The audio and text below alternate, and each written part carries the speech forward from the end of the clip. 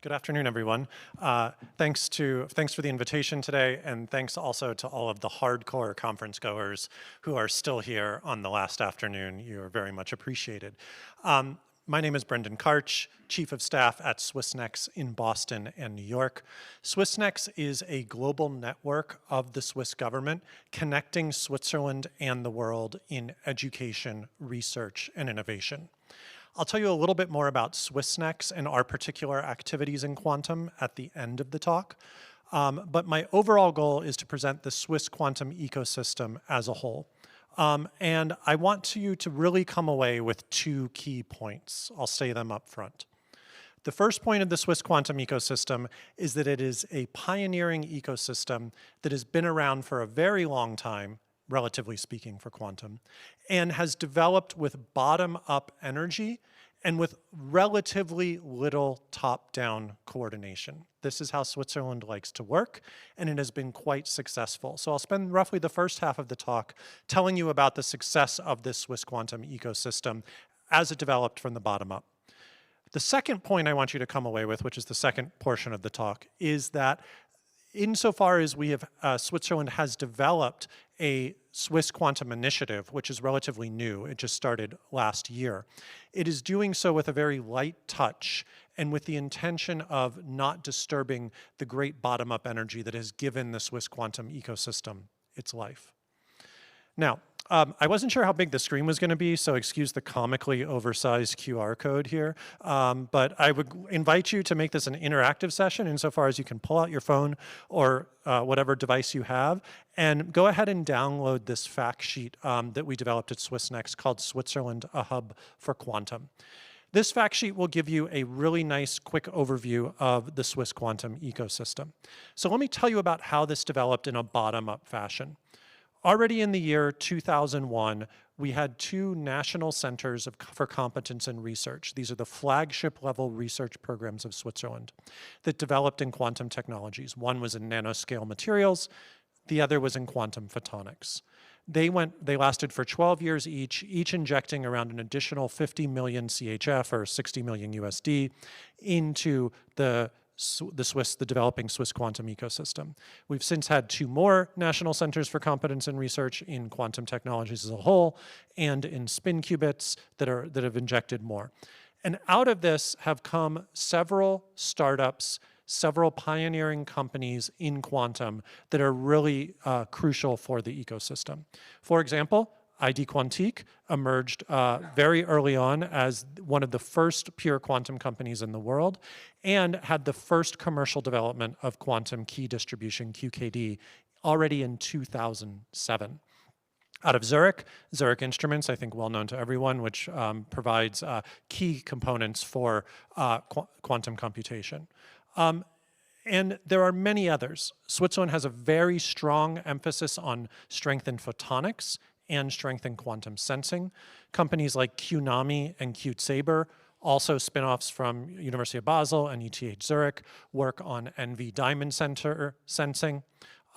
You also have photonic integrated circuits coming out of Ligantech, single photon detectors coming out of ID Quantique. So you have many, many companies that developed very early on out of these early investments that were made by Switzerland into quantum research, okay? And this was all done really just through sort of basic core research without any kind of overarching Swiss quantum initiative or program. Now I'm gonna highlight a couple of other, I think, interesting examples from the Swiss quantum ecosystem. The first is the Paul Scherrer Institute, which is located in beautiful Aargau. Fun fact, people commute to this Paul Scherrer Institute by swimming there. They swim down the river, so if you ever want to come to Switzerland and swim to work, you can come to the Paul Scherrer Institute. It is the largest physics research laboratory in Switzerland, and as part of the Paul Scherrer Institute, they have developed a quantum computing hub in collaboration with ETH Zurich, the leading one of the leading universities for technology in Switzerland. At this lab, their goal is to basically scale up quantum technologies. They have a trapped ion group and they have a superconducting group, both of which are utilizing and scaling up technologies out of ETH Zurich laboratories. So that's one example of sort of the system working organically from the bottom up. Another example that I want to give is the Geneva multilateral world. So Switzerland, I suppose, is lucky enough to be host to a bevy of international and multilateral organizations clustered in the Geneva area, several of which are dedicating themselves to quantum technologies. There is, for example, GESDA. I don't know if any of you have heard of this. There was just a panel recently featuring GESDA. That is the Geneva Science and Diplomacy Anticipator. It's an initiative of the Swiss Foreign Ministry, and it is basically to anticipate future trends in scientific discovery, and it has a very important track in quantum technologies. Their goal is to make quantum accessible, quantum technologies widely accessible, and to develop applications that are in line with benefiting humanity, in particular in line with the Sustainable Development Goals of the UN. To this end, GESDA sort of spun off a new institute called the Open Quantum Institute, which is now hosted at CERN. I'm sure everybody in the room has heard of CERN. And so there is this great cluster where scientific research meets applications, meets accessibility, meets trying to make sure that quantum applications are for the benefit of humanity as a whole. There is also the World Economic Forum in Geneva with its famous conference in Davos, which has streams on quantum economy, security, and governance. So the whole point of this is to say that there is a very robust ecosystem, and I really just scratched the surface. There's so many more institutions and companies I could have listed that has been created without the need for a overarching government intervention or government program to sort of oversee it all. Now, that said, the Swiss government, even though it often prefers to operate in this laissez-faire manner, decided that the importance of quantum technology for the future development of the economy in Switzerland and the world demanded a new initiative. Okay? And to this end, Switzerland developed the Swiss Quantum Initiative. Okay? This was only launched in January of 2023, so it is a baby as various government quantum initiatives may go. Its official task is to strengthen Switzerland's leading position across the entire value chain of quantum. It is coordinated by and led by a Swiss Quantum Commission, which has, I believe, 8 elected members on a voluntary basis.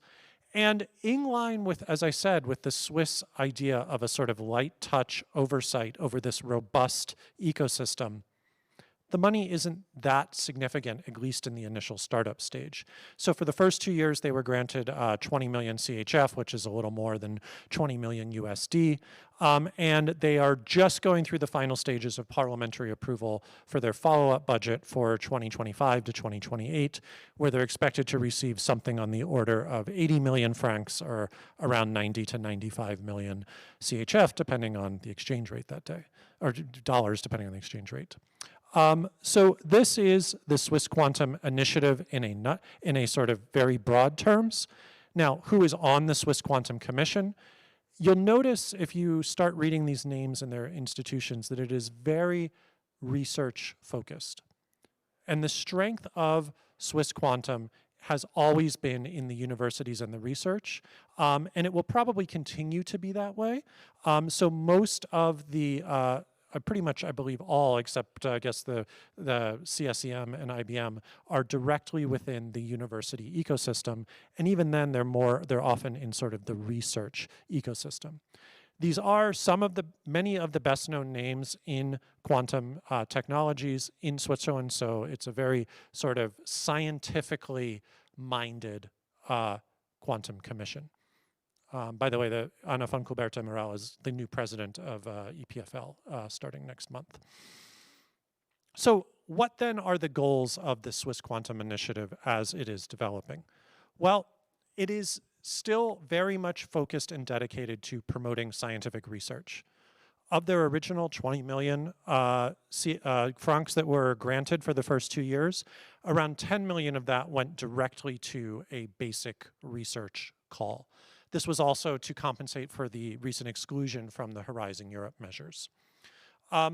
In addition to that, they do want to foster innovation, but they try to do that in a relatively neutral manner. They are not making direct investments in companies, but rather they're hoping to create a fertile environment through developing things like infrastructures and platforms. So one of the key things they're planning to do over the next 3 to 4 years is to connect quantum research to real-world applications by developing infrastructures and platforms that the Swiss quantum ecosystem can take advantage of as a whole.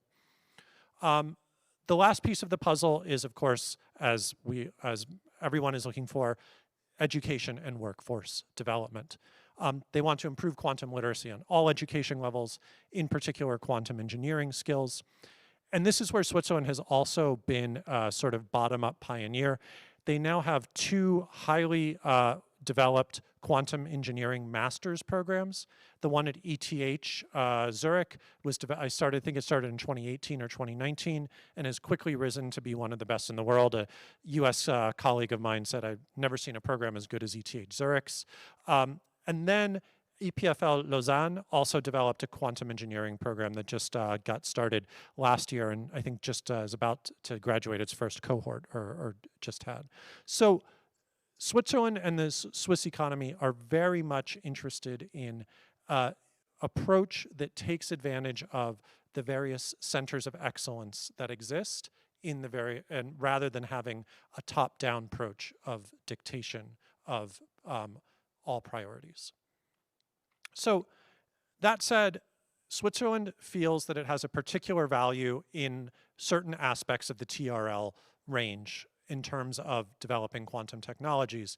And so the Swiss Quantum Initiative will be devoting a lot of its energy and resources towards the sort of mid-level part of the TRL range from roughly TRL 3 to 7. That is applied research, tech transfer and prototyping, and early commercialization of startups, okay? If you see here, this is how it maps, this SQI fields sort of map onto the various priorities that they have, or the TRL levels map onto the SQI fields of action. So the quantum research projects will continue to be driven through basic research and applied research. There will, however, be innovation projects, startup and growth support. Roughly 1/3 of the 80 million franc budget will be dedicated towards startup programs through the Swiss innovation agency called InnoSuisse. Okay. There will also be quantum infrastructures and platforms, also getting roughly 1/3 or a little bit around that of the funding for the Swiss Quantum Initiative. Okay. Now, the Swiss Quantum Community and Swiss Quantum Commission has not yet developed an official strategy. They say that one might be forthcoming in 2025 or 2026, but nonetheless, they do already have guiding principles and recommendations for how they should act within a light touch manner to coordinate and facilitate this Swiss quantum ecosystem. One of their strong beliefs is that we are still in a time that calls for curiosity-driven research and innovation. They still want to make sure that it is the scientists and the researchers that are driving this, because they have a strong belief that core scientific breakthroughs still need to be made to get us to useful quantum advantage and to further develop the quantum advantage that we're already seeing in quantum sensing or networking. There will be one more scientific research call to that end. Otherwise, as I said, significant attention is being focused on the mid-TRL enhancing projects, on infrastructures and platforms for quantum. And they do want to support innovation in young companies, but they are very, very careful about excessively interfering in market dynamics with taxpayers' money. Switzerland has never done industrial policy. They've never been one to try to actively pick winners and losers within a market. Okay, so that is the Swiss quantum ecosystem. Now I just want to spend the last few minutes telling you a little bit about us, Swissnex. So as I said, Swissnex is a government agency. We are the foreign network of the Science Ministry. We have 6 main locations throughout the world, as well as around 20 outposts. I work from the Boston office, which was the first ever Swissnex. And Swissnex's job is to connect Switzerland with the world in all aspects of education, research, and innovation. To that end, we have a specific project focused on quantum technologies, which we call Project Quantum. And our job then through this, our goal through this is to develop the international connections, collaborations, and visibility of the Swiss quantum ecosystem in our various locations. One of the key ways we've done this is through various conferences. So we've had sort of 3 major conferences thus far that Swissnex has put on. One in Chicago, which was Swiss-US bilateral in 2022. One in Lausanne in 2023, which was multilateral with 10 countries. And one in bilateral Swiss-Japanese Quantum Summit in Tokyo this past year. The goal of these conferences is to put people in the room together who wouldn't necessarily be in the room, and to hopefully engineer connections and sort of engineer a serendipity where people can come together. So at the Chicago conference, for example, IonQ met Quantum Basel. You may have heard that IonQ just opened up its first European commercial physical machine is now live in Basel, and its European data center is in Basel. That was thanks to a connection that they made at our conference in Chicago. Likewise, in Lausanne, Kai Ventures met Quantum City. If any of you were in a session just a little bit earlier today, it was featuring Kai Ventures, which is a Basel, Switzerland-based accelerator and investment fund. They have now set up their North American hub in Calgary at Quantum City, and that was thanks to a connection made in Lausanne. So we really foster putting people together in the room through sort of very interactive style conferences, not just me yapping here up on stage, and in order to really try to create serendipity and create new collaborations. We've also done symposia and events in Boston, London, Seoul, and Calgary. We have done the mapping, which I already gave you the QR code to earlier. And in general, Swissnex is also your doorstep for international connections across the education, research, and innovation fields. I lead our quantum connections and quantum collaborations globally. So no matter where you are based in the globe, if you're interested in learning more about Swiss Quantum and connecting with Swiss Quantum, you can please feel free to reach out to me. There is my LinkedIn via QR code. And otherwise, I hope you enjoyed the presentation. Thank you.